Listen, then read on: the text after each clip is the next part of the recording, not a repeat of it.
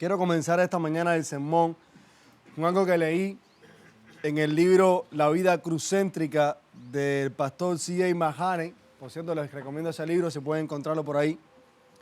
Se llama así, La vida crucéntrica. Y en uno de sus capítulos él hace esta historia. Él dice, el lunes Alicia compró un loro. No hablaba, así que al día siguiente regresó a la tienda de mascotas. Necesitaba una escalera, le dijo el dependiente. Alicia compró la escalera. Pero pasó otro día y el loro no decía ni una palabra. ¿Qué me dices de un columpio?, le sugirió el hombre de la tienda. Así que Alicia compró un columpio. Al día siguiente un espejo. Al otro día un árbol plástico en miniatura. Al día siguiente un brillante loro de juguete. El domingo por la mañana Alicia estaba parada frente a la tienda de mascotas. Tenía la jaula del loro en su mano y lágrimas en sus ojos. Su loro estaba muerto. ¿Dijo alguna palabra?, le preguntó el propietario de la tienda. Sí, dijo Alicia entre sollozos. Justo antes de morir me miró y me preguntó, ¿no venden algún alimento en esa tienda de mascotas? Hermanos, hay muchas cosas en nuestra vida que pueden venir como sustitutos de lo que realmente nosotros necesitamos. Pero ninguna cantidad de adornos en la jaula, como ninguna cantidad de adornos en la jaula del loro, pueden sustituir la comida que el loro necesitaba. Nada en nuestra vida es capaz de sustituir a Cristo en nosotros. La carta de los Colosenses que nosotros vamos a comenzar a estudiar el día de hoy nos recuerda eso. En un contexto de, como veremos, estos cristianos estaban siendo tentados a buscar algo más que Cristo. La carta a los Colosenses nos recuerda que Cristo, hermanos, es suficiente y es todo lo que nosotros necesitamos. Caminar en Él, crecer en Él, vivir para Él, es lo que realmente agrada a Dios. De ahí que el pasaje que estaremos viendo en esta mañana nos enseña esta verdad que quiero que usted se lleve para su casa y que pueda meditar en ella durante esta semana.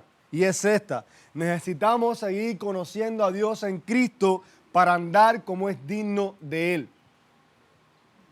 Necesitamos seguir conociendo a Dios en Cristo para andar como es digno de Él. Les invito a leer Colosenses 1, del 1 al 14, dice la palabra del Señor. Pablo, apóstol de Jesucristo por la voluntad de Dios, y el hermano Timoteo, a los santos y fieles hermanos en Cristo que están en Colosas. Gracia a ustedes y paz de parte de nuestro Dios y Padre. Damos gracias a Dios, el Padre de nuestro Señor Jesucristo, orando siempre por ustedes, pues hemos oído de su fe en Cristo Jesús y del amor que tienen por todos los santos, a causa de la esperanza reservada para ustedes en los cielos. De esta esperanza ustedes oyeron antes en la palabra de verdad, el Evangelio, que ha llegado hasta ustedes, así como en todo el mundo está dando frutos constantemente y creciendo.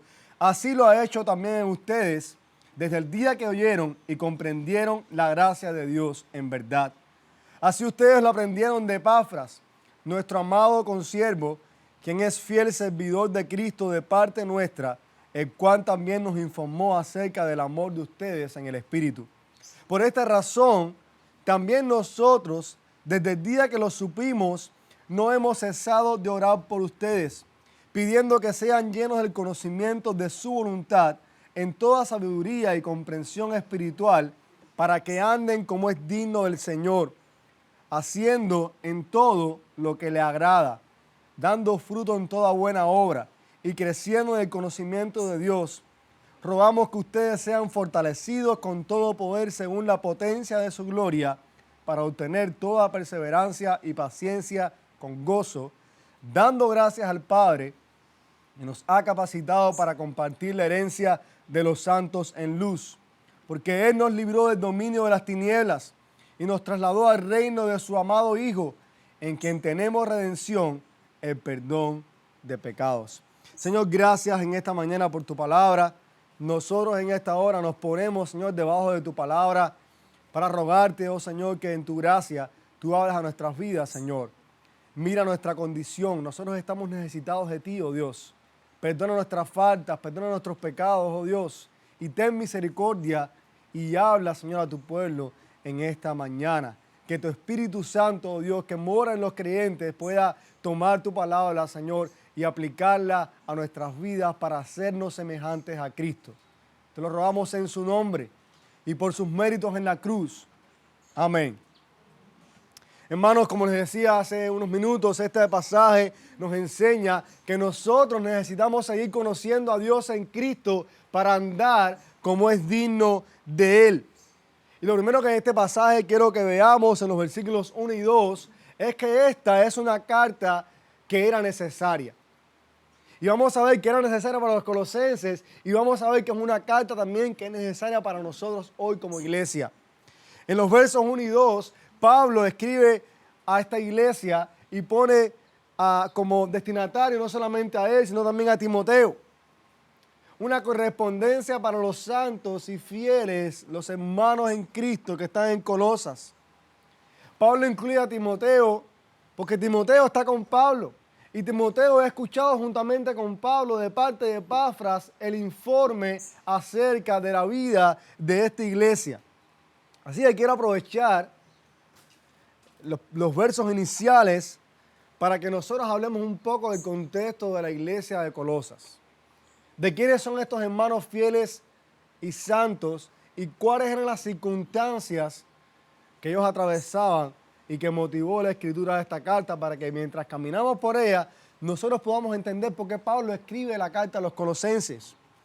Colosas era una ciudad situada en lo que hoy sería el occidente de Turquía.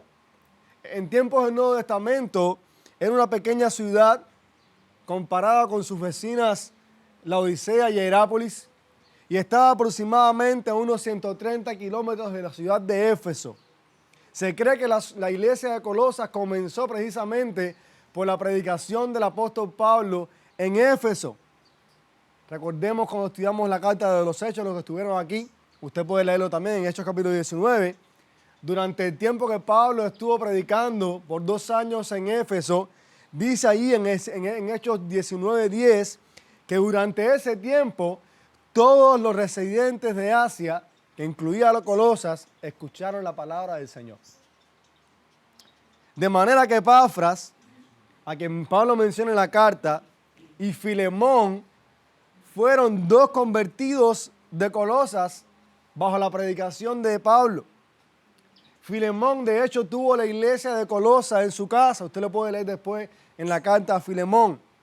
Y Epafras fue un fiel colaborador del evangelio en aquel lugar. Aunque Pablo nunca había estado en Colosas, no obstante, estos 2 hombres, Epafras y Filemón, mantenían una relación estrecha con el apóstol Pablo. Y entonces no es de extrañar que al surgir un problema en la iglesia de Colosas, Epafras acuda a Pablo para buscar su consejo, para informarle. El asunto que pasaba en Colosas es lo que hoy se conoce como la herejía colosiana. Estaba relacionado con un movimiento llamado gnosticismo. Y usted puede decir, pastor, ¿qué significa eso? Bueno, la palabra gnosticismo proviene de una palabra griega gnosis, que significa saber. Así que los gnósticos eran la gente del saber. Y estos falsos maestros aseguraban tener un conocimiento superior, con el cual podían ayudar a los cristianos a tener una espiritualidad más profunda. Ellos decían que la materia era mala y que el espíritu era bueno. Y por tanto, Dios no podía involucrarse con la creación. Como la creación es mala y Dios es bueno, Dios no se involucra con la creación. Eso trajo consigo a la vez la negación de Cristo como un ser humano de carne y hueso. De ahí que ellos negaran la muerte corporal de Jesús en la cruz. Y vamos a ver después en la carta que Pablo ataca ese pensamiento. La muerte, la encarnación de Cristo no era real. Y la conclusión final del gnosticismo era: Cristo no es suficiente. Este movimiento propuso un camino alternativo. Un camino que comenzaba con Cristo, pero luego debía seguir una serie de disciplinas y prácticas que después veremos más adelante en la carta, y las cuales aseguraban la verdadera espiritualidad, el verdadero conocimiento. Cuando Pablo escuchó este informe de parte de Epafras, Pablo supo que eso era un peligro gravísimo para la iglesia de Colosas y les escribe esta carta. Les escribe esta carta para presentar a Cristo como el Creador y Salvador suficiente. Cuando nosotros leamos toda la carta nos vamos a dar cuenta de la manera magistral en la que el apóstol Pablo muestra que Cristo es todo lo que su iglesia y cada cristiano en particular necesita para la verdadera piedad, para la verdadera espiritualidad y para el verdadero conocimiento de Dios. Es Cristo, nada más. Lo vamos a ver en la carta. Así que las enseñanzas de esta escritura a los santos y fieles en Colosas no solamente fueron necesarias para ellos por esta doctrina falsa que se levantó allí. Esta carta a los colosenses ha sido una carta que se ha erigido en la historia del cristianismo cada vez que cualquier movimiento herético se ha levantado para minimizar a la persona de Cristo. Y por tanto, para nosotros también es útil. Primero, porque es la palabra de Dios inspirada e inerrante. Y segundo, porque lo que trata nos ayuda a mantenernos en la senda de la suficiencia de Cristo. Y créanme, hermanos, que hay muchos movimientos, hay muchas falsas doctrinas, incluso dentro de las iglesias, que tristemente han minimizado a la persona y la obra de Cristo. Han buscado sustitutos. Así que mientras estudiamos la carta a los colosenses, yo quiero animarles a que ustedes puedan atesorar su enseñanza en su corazón. A que ustedes como iglesia puedan estar prestos como estos santos y fieles en Colosas, a sentarnos a la luz de la enseñanza del apóstol Pablo y escuchar lo que nos tiene que decir con respecto al verdadero camino hacia el conocimiento de Dios. Y sobre todo, que nosotros como iglesia, hermanos, oremos y dispongamos nuestro corazón para que la persona de Cristo sea engrandecida en nosotros. De tal manera que podamos decir con profunda convicción, no solamente con los cantos, sino en nuestro corazón con profunda convicción, Cristo es todo lo que yo necesito. Hermanos, cualquier maestro, cualquier movimiento que se acerque a usted hoy para intentarlo mover de la roca de Cristo, que mientras usted estudie esta carta, usted pueda responder y decir con prontitud, el único camino para la salvación y la vida plena que agrada a Dios es por medio de Cristo. Cuando nosotros comenzamos a leer la carta, los versículos 3 al 14, Pablo le expresa a los colosenses su oración por ellos. Y he dividido esa sección del 3 al 14 en dos partes. Los versículos 3 al 8 en primer lugar, donde Pablo muestra su gratitud en oración por ellos. Y los versículos 9 al 14, donde Pablo entonces muestra su petición en oración por ellos. En primer lugar, los versículos 3 al 8, la obra del Evangelio es motivo de gratitud. Y lo vemos en la oración. Es muy interesante eso, porque Pablo no comienza directamente a tratar el problema de la herejía de Colosas.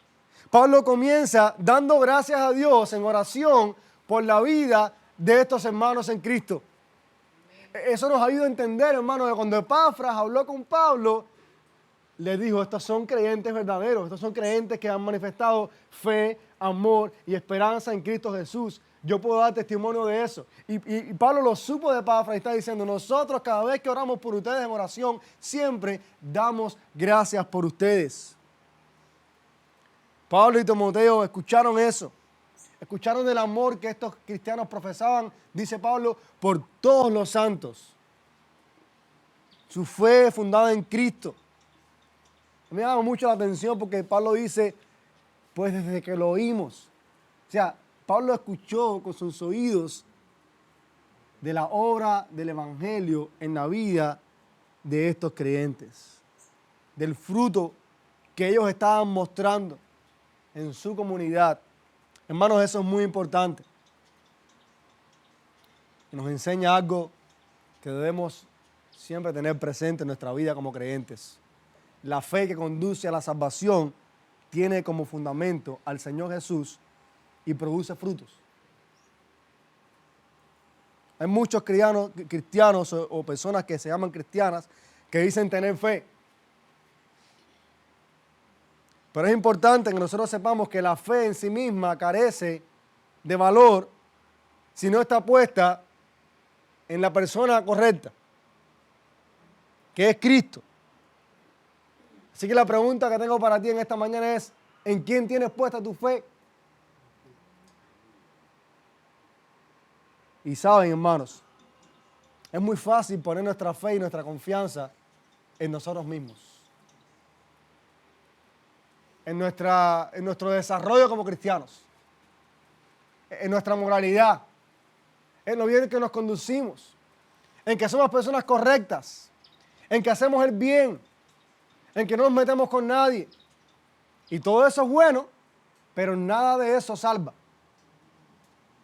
Usted puede ser una persona moralmente intachable, a la que nadie le pueda decir nada y decir esta persona es excelente persona. Lo único que le falta es Cristo, le falta todo. Porque nadie va a llegar al cielo por su moralidad, por su justicia. Por eso Pablo reconoce y dice, ustedes tienen fe en Cristo Jesús.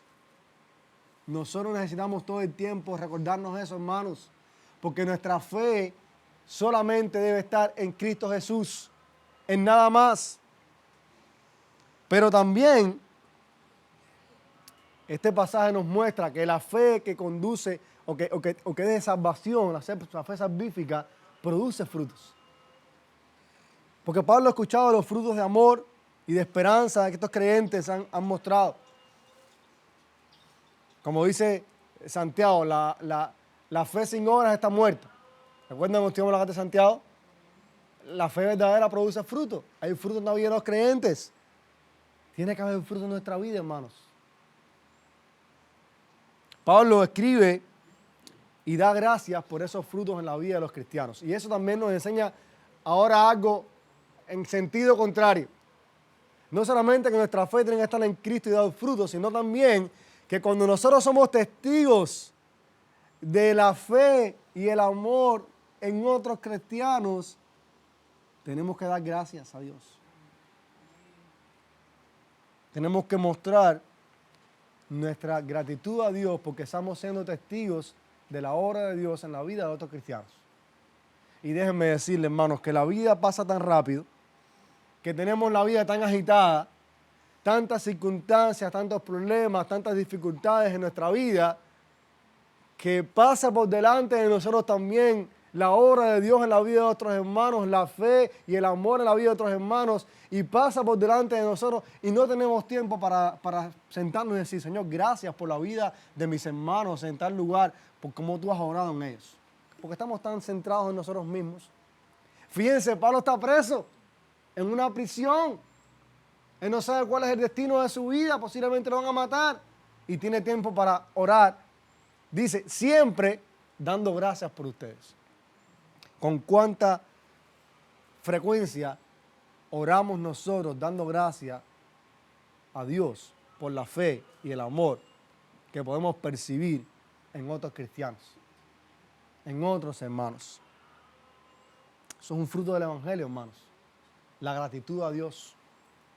Cuando escuchamos el Evangelio, también este pasaje nos recuerda que este Evangelio ha llegado a nosotros y estos frutos han llegado a nosotros por medio de la esperanza.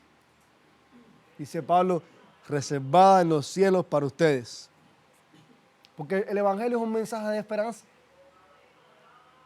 El hombre que estaba muerto en sus delitos y pecados, el hombre que estaba sin Dios, sin esperanza en el mundo, ahora tiene un glorioso futuro en el Señor, en la eternidad con Dios. Y como los colosenses, nosotros también hemos creído ese mensaje de esperanza que produce frutos, que evidencia nuestra fe en el Señor. Ese mensaje de esperanza que está anclado en Cristo. Que Cristo murió por nuestros pecados, que Cristo resucitó, que Cristo está a la diestra de Dios aguardando la venida para estar para siempre con su pueblo. Esa esperanza, hermanos, debe ser el ancla de nuestra fe. Esa esperanza debe ser el motor para amar a otros cristianos. Esperanza que está reservada en los cielos para nosotros. Porque esa es la esperanza que movía a los colosenses a la fe y al amor. Los frutos del Evangelio, escuche bien, hermano. Los frutos del Evangelio, los frutos de la esperanza reservada en los cielos, no es una vida religiosa. No es asistir a la iglesia. No es dar dinero a la iglesia. Y estoy mencionando cosas que son buenas, porque es bueno congregarse y la Biblia nos manda a hacer. Y es bueno ofrendar y dar palabra del Señor porque la Biblia nos enseña eso. Pero el fruto es fe en Cristo y amor por los cristianos. ¿De qué nos vale dar todo si no tenemos amor? Fíjese en verso 6 lo que Pablo dice. Reconoce Pablo allí que el Evangelio no solo ha dado frutos en los colosenses, sino también ¿dónde? En todo el mundo. Y Pablo puede decir eso con conocimiento de causa, porque Pablo ha hecho viajes misioneros. Pablo ha estado en diferentes regiones y Pablo ha sido testigo ocular de cómo el Evangelio ha llegado y ha cambiado la vida de las personas. Y ha dado fruto de salvación, fruto de amor, fruto de esperanza. Y Pablo dice, no solamente ha estado dando fruto en ustedes, colosenses, ha dado fruto en todo el mundo. Por tanto, y eso nos recuerda algo, una buena manera en la que nosotros sabemos como iglesia que hemos oído y recibido la gracia de Dios en verdad, son los frutos. ¿Recuerdan el pasaje que leíamos en Juan, capítulo 15, en la lectura bíblica de hoy? ¿Qué dice Jesús ahí? Permaneced en mí y yo en ustedes, ¿para qué? Para que llevéis mucho fruto. Es la voluntad de Dios que nosotros demos frutos. Y dice Jesús, el que no da frutos, el que no permanece en él, es echado afuera. Por tanto, hermanos, oremos y procuremos en el Evangelio dar frutos para Dios. Esos frutos no son el resultado de nuestra fuerza, son el resultado de conocer a Cristo y de vivir en Cristo, meditar en su persona y aplicar su palabra a nuestras vidas. Que otros al escuchar de nuestra iglesia puedan dar gracias a Dios por nuestra fe en el Señor. Que nuestro amor sea manifiesto a otros para que los muevan a dar gracias a Dios. Que la esperanza reservada en los cielos a la cual nos aferramos sea notoria para que otros glorifiquen a Dios. Todo eso, hermanos, como fruto de haber escuchado la palabra verdadera del Evangelio. Porque es el Evangelio lo que produce fruto en nuestra vida. Por eso nosotros estamos comprometidos con la programación fiel de ese Evangelio. Como lo estuvo Epafras. ¿Usted se ha dado cuenta cómo Pablo habla de Epafras en este pasaje? Dice que él es un fiel ministro de Jesucristo. Pablo está reconociendo en este hombre a alguien que ha colaborado con el Evangelio. Alguien que con fidelidad ha enseñado el Evangelio a los colosenses. Y ahí tiene también para nosotros una enseñanza como iglesia, porque esta es una buena medida de lo que la iglesia del Señor debe esperar de aquellos que le enseñan la palabra, ser fieles a Cristo, ser fieles al Evangelio. Un maestro, un pastor que realmente es un colaborador del Evangelio es alguien fiel a Cristo, es alguien fiel al Evangelio. Es alguien que su vida da fruto de fe, de amor. Es alguien que tiene una preocupación genuina por la iglesia del Señor, como la tenía Epafras, que al ver el peligro acudió a Pablo para informarle y buscar consejo en él de cómo tratar este asunto con los colosenses. Porque Epafras amaba a la iglesia en Colosas. Ella ha mostrado ser un fiel maestro de Cristo. Contrario a los maestros de Colosas. Porque los maestros de Colosas estaban lejos del Evangelio. No eran fieles. Y hermanos, tienen que saber que así van a aparecer maestros hoy en día. Ya hoy en día no es una garantía que alguien, por abrir las Escrituras y hablar las Escrituras, realmente sea alguien fiel. Y nuestra sociedad, en nuestro tiempo que estamos viviendo, tenemos retos aún mayores que la iglesia de Colosas, porque la iglesia de Colosas no tenía un teléfono, no tenía Facebook, no tenía WhatsApp, no tenía YouTube, no tenía disponible toda esa información. Y hoy con solamente un clic ya usted está exponiéndose a cualquier enseñanza. A cualquiera que abra la Biblia, en nombre de Dios, y usted puede ser desviado si usted no entiende en su mente que debe esperar de alguien que enseña la palabra de Dios. Fidelidad al Evangelio, colaborador del Evangelio, de Cristo. Lo decíamos hace unas predicaciones atrás. Si un maestro no te conduce a Cristo, deséchalo. Deséchalo. Pablo, Timoteo y todos los apóstoles del Nuevo Testamento, su predicación, su enseñanza, su anhelo para la iglesia es que la iglesia conociera a Cristo. Esa también debe ser nuestro anhelo. Y esta medida de lo que la iglesia debe esperar de sus pastores y maestros, que los conduzcan a Cristo. Pablo oraba dando gracias a Dios por estos cristianos, reconociendo que ellos tenían fe, amor en el Espíritu, porque lo habían escuchado de parte de un maestro fiel, de un colaborador fiel en el Evangelio como Epafras. Pero Pablo no solamente oraba por ellos dando gracias, Pablo también oraba por ellos pidiendo que ellos conocieran la voluntad de Dios, que ellos pudieran crecer, ser llenos del conocimiento de la voluntad de Dios. Y eso es lo tercero que vamos a ver en el pasaje en esta mañana, los versículos 9 al 14. Hermanos, nosotros necesitamos seguir conociendo a Dios en Cristo. Uno pudiera pensar que después de escuchar a Pablo esta oración de gratitud delante de Dios por la fe, por el amor, por la esperanza en lo cual estaban anclados estos creyentes, uno pudiera pensar, estas personas no necesitan nada más. Pero Pablo no piensa así. Pablo reconoce en oración estas virtudes en la vida de los colosenses, pero piensa y ora porque ellos necesitan seguir conociendo a Dios en Cristo. Ellos estaban bajo el asedio de falsos maestros. ¿Recuerdan al principio? Falsos maestros que le enseñaban que necesitaban un conocimiento superior a Cristo.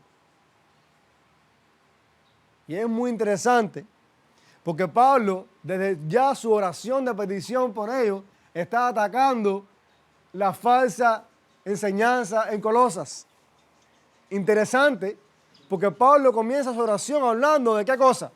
De conocimiento. O sea, por un lado los gnósticos estaban diciendo, ustedes necesitan un conocimiento superior, y Pablo está diciendo, espérense un momentico, ustedes no necesitan un conocimiento superior, ustedes necesitan conocer, ser llenos del conocimiento de la voluntad de Dios. Si vamos a hablar de conocimiento, eso es lo que ustedes necesitan. No necesitaban un conocimiento nuevo, porque ellos ya habían conocido a Dios en Cristo.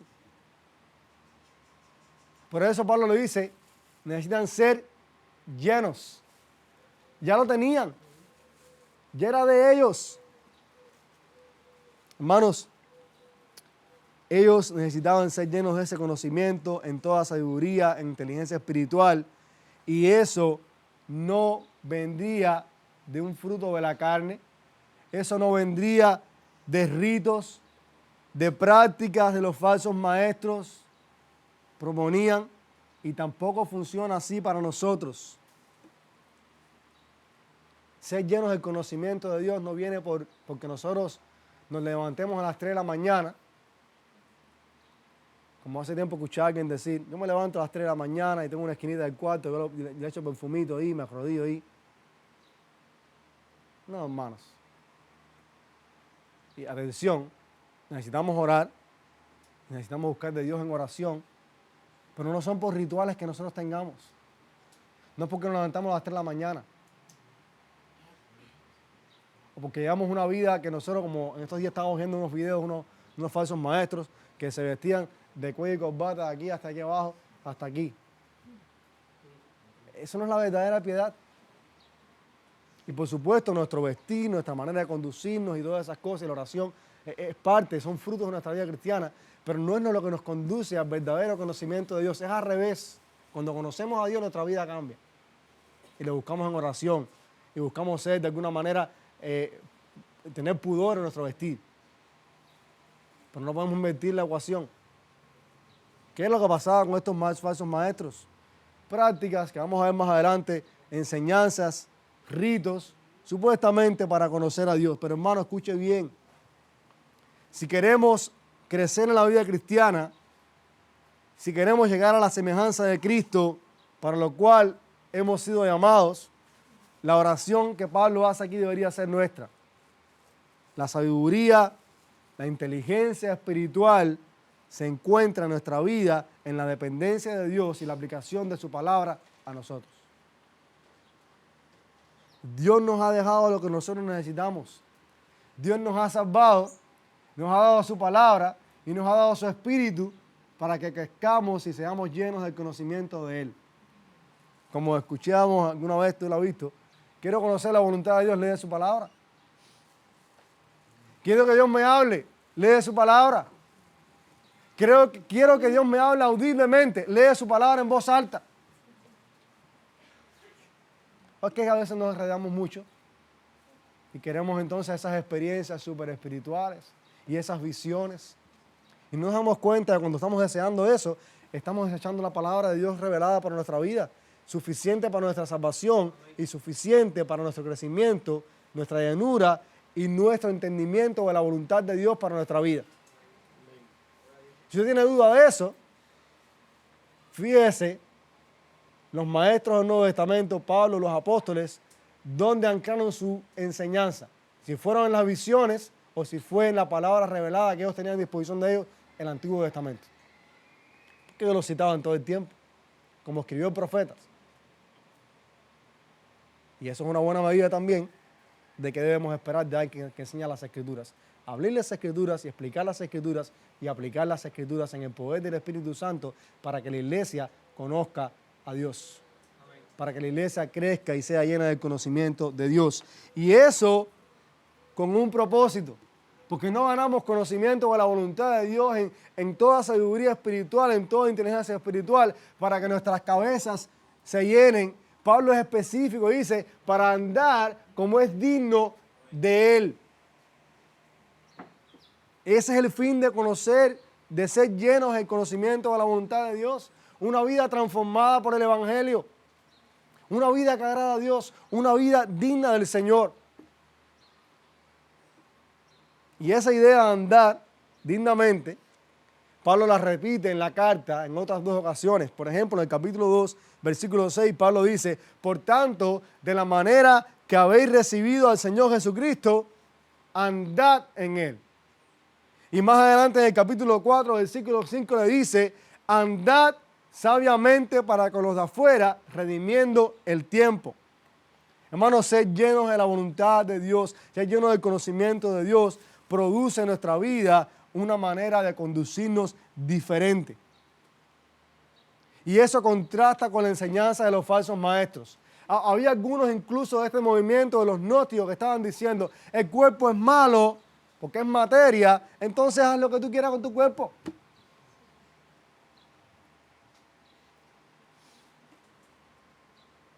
No nos sorprendería que tengamos gente hoy enseñándonos lo mismo. Haz lo que quieras con tu cuerpo. Eso no importa. No importa esto es espiritualidad. Hermano, la verdadera espiritualidad tiene un componente práctico. Y tristemente muchos cristianos, hacen una diferencia entre su conocimiento de Dios y la manera en que viven. Lo cual es contraproducente. ¿De qué nos vale venir a la iglesia el domingo, cantar a Dios, decir que Señor te amo, y luego en la semana no mostrar amor y misericordia al prójimo y al hermano que está a tu lado? ¿De qué nos vale dar dinero, ofrendar, y luego cerrar tu corazón a la necesidad de alguien que está a tu lado con necesidad o a tu hermano? ¿De qué nos vale tener conocimiento de Dios exquisito en la palabra si nuestra vida refleja lo contrario? El conocimiento de Dios, el conocimiento de la voluntad de Dios es para que nuestra vida cambie, hermanos. Es para que andemos como es digno del Señor. Pastor, pero ¿cómo es andar como es digno del Señor? Mira a Cristo Jesús. Si alguien tenía en sí mismo todo el conocimiento y toda la sabiduría espiritual, ese era Cristo Jesús. Por eso Pablo dice que oraba por los colosenses para que agradaran a Dios. Y menciona otra vez el fruto. Da gracias a Dios por los frutos que están en ellos, pero ahora dice, llevando fruto en toda buena obra y creciendo en el conocimiento de Dios. ¿Se dan cuenta que van las dos cosas juntas? Llevando fruto en toda buena obra y creciendo en el conocimiento de Dios. Las dos cosas caminan juntas en nuestra vida cristiana. Conocimiento de Dios, buenas obras. Mientras más conocemos a Dios en Cristo, hermanos, más frutos daremos. Otra vez, Juan 15, el pasaje que leíamos ahorita. Jesús dijo, yo soy la vid, vosotros los pámpanos, el que permanece en mí y yo en él, este lleva mucho fruto, porque separados de mí, nada podéis hacer. Hermanos, frutos espirituales, de amor, de gracia, de una vida transformada, solo puede ser posible si permanecemos en Cristo. El fruto del Evangelio en nosotros es una consecuencia de conocerle a Él. Y esa idea de permanecer está también aquí en la oración de Pablo. Y quiero que lo vean conmigo. Porque Pablo dice que los colosenses pide porque fueran fortalecidos con todo poder, conforme a la potencia de su gloria, para toda paciencia y longanimidad. Esa palabra longanimidad también se puede traducir como perseverancia. Usted se da cuenta que Dios es tan bueno con nosotros que pone a nuestra disposición el poder de su gloria. Porque Pablo está diciendo que sean fortalecidos con todo poder conforme a la potencia de su gloria. A veces no meditamos en eso. Pero usted se da cuenta que usted como cristiano tiene en sus manos, a su disposición, el poder, la potencia del poder de la gloria de Dios. Y la gente hoy quiere poder y quiere sanar y quiere hacer milagros tremendos.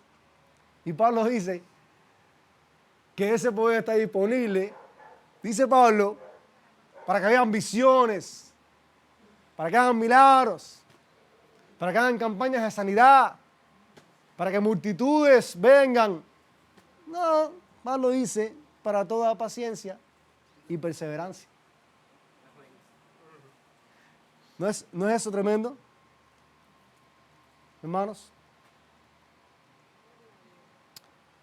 Porque los cristianos necesitan, si algo necesitan los cristianos, es paciencia y perseverancia. Porque la vida cristiana es dura, hermanos. Porque nuestra esperanza no está en esta tierra, está reservada en los cielos para nosotros. Y estos cristianos en Colosas estaban siendo tentados a ser movidos de esa esperanza. Por tanto, necesitan paciencia, necesitan perseverancia. Y Dios, con su poder, los puede fortalecer para eso. Y esa es la oración del apóstol Pablo. Eso, hermano, nos hace recordar cuán débiles somos sin la asistencia del poder de Dios para fortalecernos y ser pacientes y perseverantes. Hay tantas maneras en las que podemos desfallecer. ¿O acaso usted como cristiano no ha pasado por momentos de su vida de desierto espiritual, de debilidad, de tristeza, de que su vida llega al punto que usted dice, no puedo seguir, no puedo continuar? Y Pablo dice, oro por ustedes para que Dios los fortalezca, para que sean pacientes, para que sean perseverantes. Hermanos, esa debe ser nuestra oración. Cuando estemos en debilidad, cuando estemos en tristeza, cuando sentamos que no vamos a seguir, cuando estemos siendo tentados a movernos de Cristo por cualquier enseñanza o por cualquier otra cosa en este mundo que haga en nuestra vida, que podamos doblar nuestras rodillas y, Señor, fortaléceme con poder de tu gloria para ser paciente y para perseverar. Pero no solamente oremos por nosotros, oremos por otros también. Porque eso es lo que Pablo está haciendo aquí. Está orando por ellos. Y esa es la otra cara de la moneda. Tenemos que orar también por nuestros hermanos. Hermanos que están sufriendo, que están padeciendo, que están débiles. Hermanos que están siendo tentados a dejar a Cristo. Hay que orar por ellos. Finalmente, Pablo habla aquí de la gratitud de los colosenses. Y eso me resultó muy interesante. Porque Pablo comienza dando gracias a Dios por la vida de los colosenses y termina diciendo a los colosenses, ustedes también den gracias. Gracias, ¿por qué?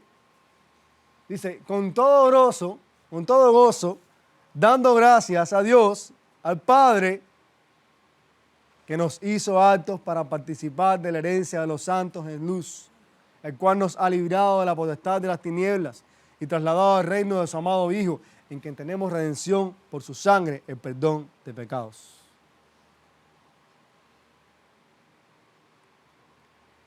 La gratitud de Pablo comienza por la obra del Evangelio en la vida de los colosenses. La oración de Pablo es que los colosenses den gracias a Dios por la obra de Dios en la vida de ellos. Eso es un recuerdo maravilloso, hermanos, de la obra que Dios ha hecho también en nosotros. Gozo en acción de gracias. Escribe un comentarista de este verso y dice, los creyentes que caminan dignos de Cristo dan constantemente gracias a Dios por su salvación. ¿Estás agradecido con Dios por tu salvación? Amén.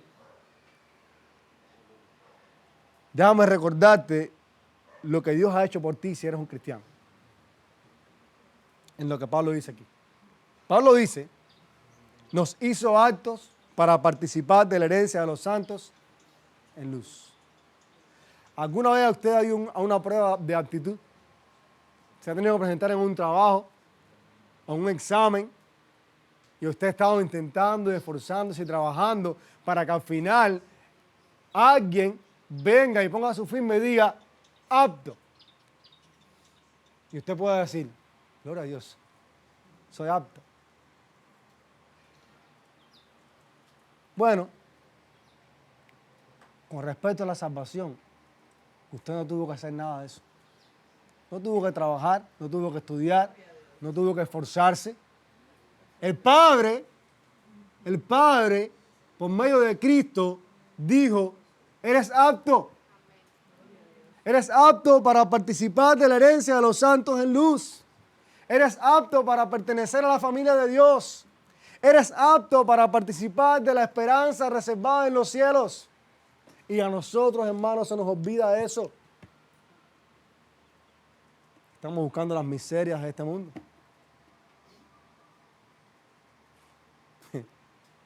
Dice que somos aptos para participar de la herencia de los santos en luz.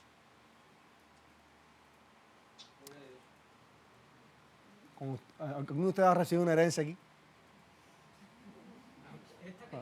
Bueno, los cubanos no tenemos mucha experiencia en eso. Ahora con mi familia estaba haciéndose el tema de si se hace ciudadano español o no, que los papeles están perdidos. Mi tía me dijo que teníamos una herencia por allá en Murcia de una mina de carbón.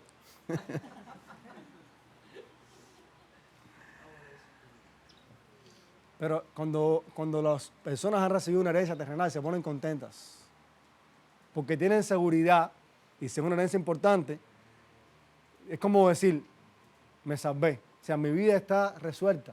He recibido una herencia que me va a cubrir para toda mi vida. Y eso es terrenal.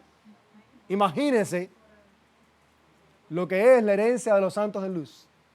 Lo que es saber que un día estaremos con Dios en la eternidad cuando Cristo regrese por su pueblo.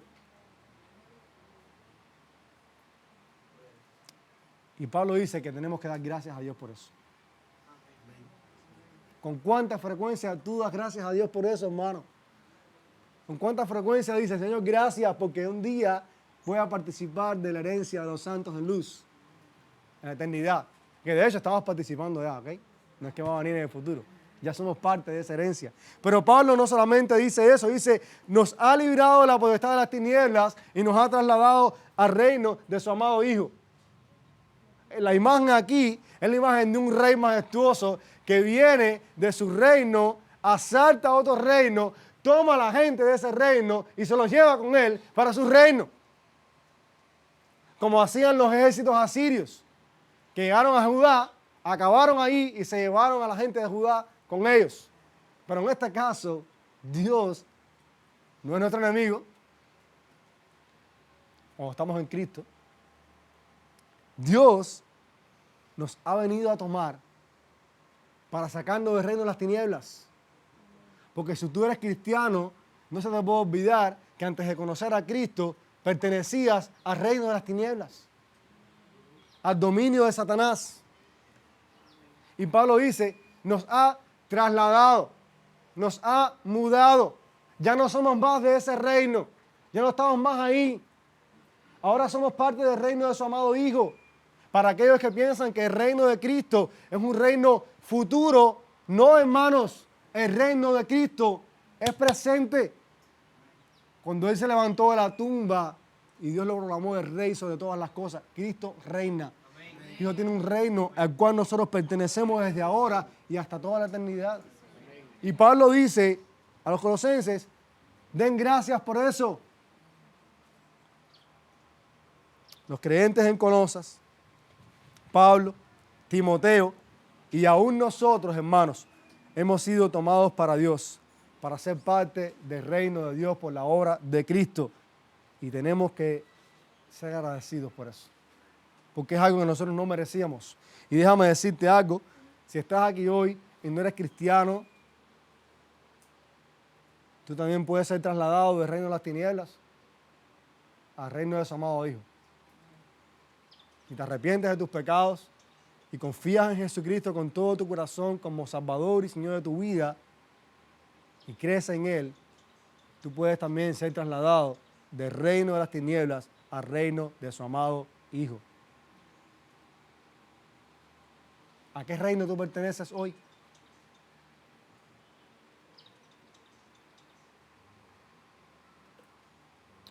Nosotros como iglesia, en este lugar, así como la iglesia en Colosa, tenemos una necesidad imperante en nuestra vida, hermanos, que este pasaje nos revela, y es seguir conociendo a Dios en Cristo.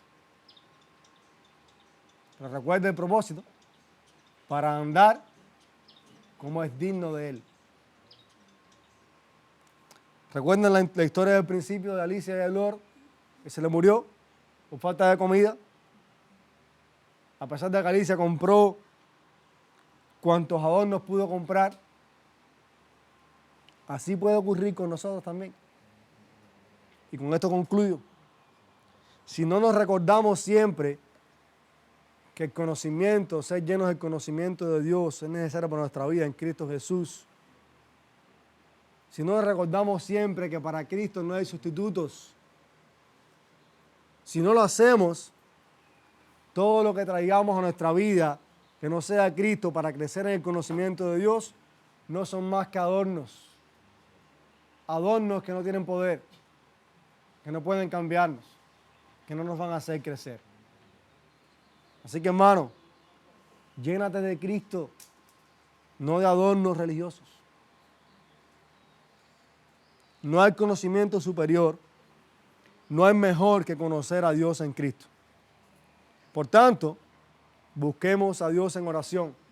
Hagamos esta oración nuestra como iglesia, de manera que seamos llenos del conocimiento de Dios en Cristo para andar como es digno de Él. Vamos a orar. Señor, gracias por tu palabra en esta mañana. Tu palabra, oh Dios, es bálsamo a nuestra alma. Estamos tan necesitados de ti, Señor, somos tan débiles.